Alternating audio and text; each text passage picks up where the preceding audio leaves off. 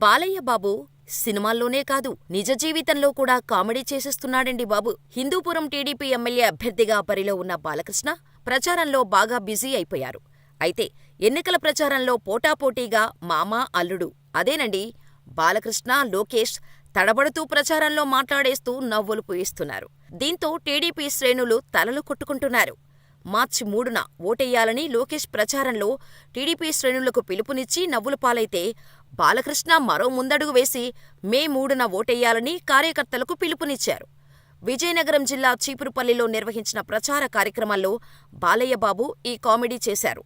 రాష్ట్ర అభివృద్ధికి టీడీపీ అధికారంలోకి రావాలి, అందుకోసం మే 3న జరిగే ఎన్నికల్లో ప్రజలంతా టీడీపీకి ఓటెయ్యాలని కోరారు. అసలు ఎన్నికలు ఎప్పుడు జరగనున్నాయో గుర్తులేని మామ, అల్లుడు ప్రజలకు ఇచ్చిన హామీ ఏం గుర్తుపెట్టుకుంటారని వైసీపీ నేతలు కౌంటర్ వేస్తున్నారు.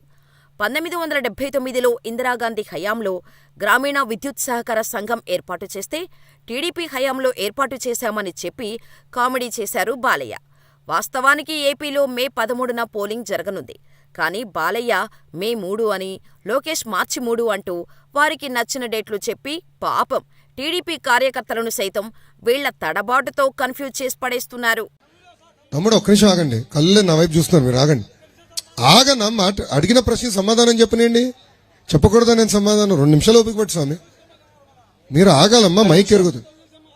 తమ్ముడు మీరు కూర్చోండి, నన్ను మాట్లాడనీయండి దయచేసి. మీ ఒక్కరి వల్ల మొత్తం మీటింగ్ డిస్టర్బ్ అవుతుంది. మీరు కూర్చోండి, కూర్చోండి అమ్మా, ఆవేశంగా ఉన్నాడు తమ్ముడు, కూర్చోండి.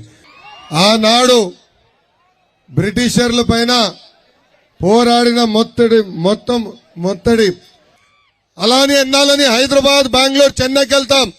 ప్రతి నిరుద్యోగుడికి ఉద్యోగ ఉపాధి కల్పించే బాధ్యత మనందరం కలిసి తీసుకోవాలి.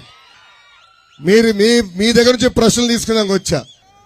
మైనారిటీ సోదరుల నిరుపేదకం అనేది చాలా ఉంది.